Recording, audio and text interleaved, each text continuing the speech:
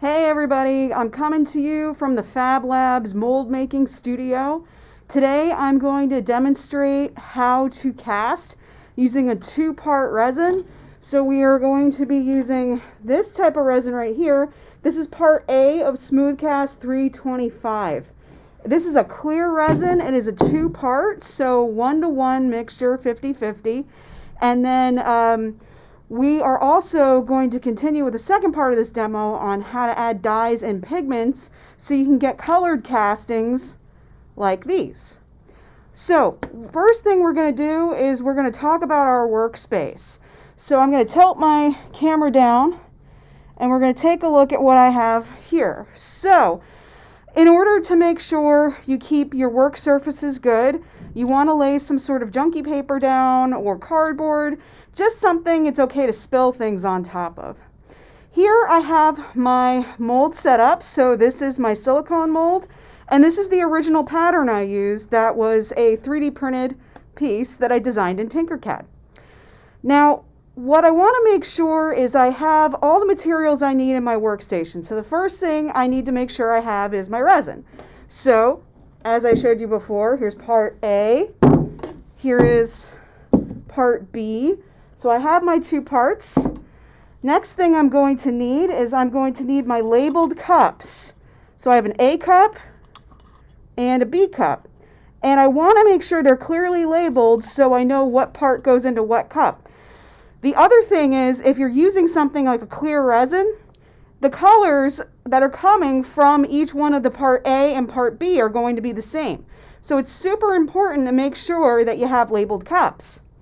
You also want to make sure you have a third cup that's clear, and that will be what you mix part A and part B into. You want nitrile gloves or latex if you're not allergic. So that way you keep your hands safe while you're handling the chemicals. Another thing you're going to need is you're going to need your universal spray release. And what you're going to do is you're going to spray that into your mold. So it has kind of like this greasy coating in it. So see how it's nice and shiny? What I did before this demo was I actually sprayed it once with the spray release because I have lots of little nooks and crannies in my pattern. So I wanted to make sure that release thoroughly got in there, so it'll be easier for my mold to come out when it's ready to come out of the mold and it's all set up, good to go. So always make sure you have your spray release. So now the next step is I'm going to go ahead and mix up my resin, and I also have mixing sticks available so I can scrape out part A and part B into my mixture for my resin. So I'm going to glove up now.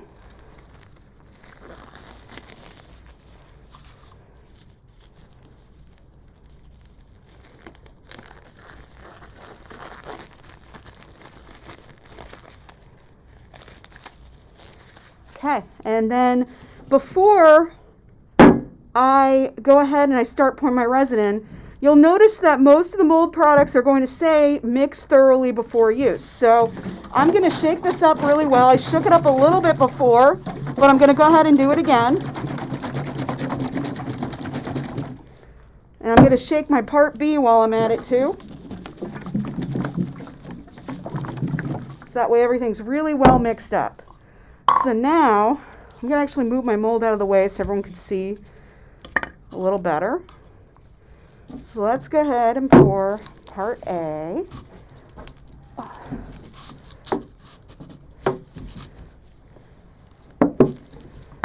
My cap's a little stuck. So there we go. Okay.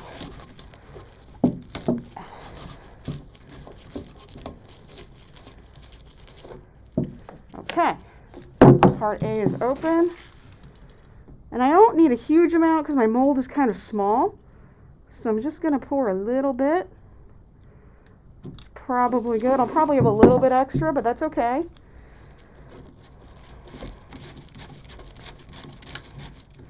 Okay, here's part A. Move that off to the side. Part B.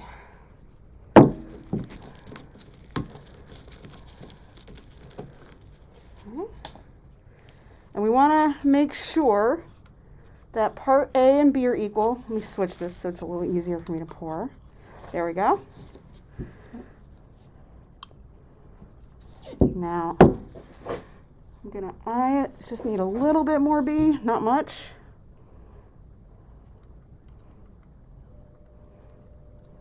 It's probably good. I think that looks pretty good. Okay, so we'll put our B container off to the side. And now I'll get my clear container. And usually I like to put in part B first, usually the more dense of the mixture. And in this case it's B. That's the one you usually want to pour in first. So let's go ahead and pour in B. Take my scraper. Get all that mold material out. We'll do the same with A. Now at this point you got to work quickly because this particular mold material sets up pretty fast. Usually in about 10 minutes total your casting will be ready, so I'm working relatively quick, mixing it really thoroughly. I'm going to bring my mold back over here. And I'm going to go ahead and pour my mold material in. Now when I pour this in, I'm going to pour it a little on the higher side and pour toward my lowest point. And then I'm going kind of slow so I make sure I fill up all those little cavities. Now it looks like I'm going to have a little spillover, but that's okay. I just want to fill these areas here. Okay, it looks like I filled the majority of my casting. We're leaking a little on the side here, so what I'm actually going to do is take my mixing stick, because it's just slightly off at an angle, prop it up. And at this point, I'm going to take I'm going to get these bubbles out. I don't want those bubbles, so I'm going to just pop them out.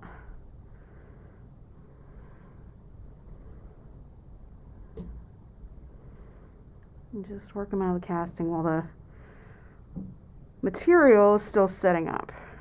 So this will be a clear casting when we're all said and done.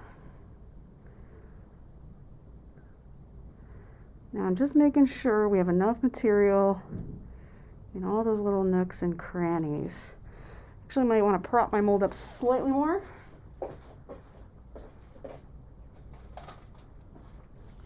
Seems like when I made the mold, it was at a little bit of an angle, so it's all right.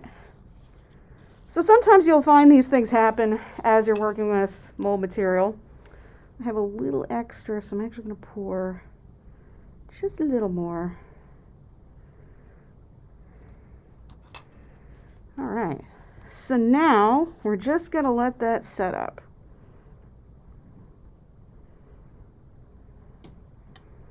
And just check for any other little bubbles, which this looks pretty good.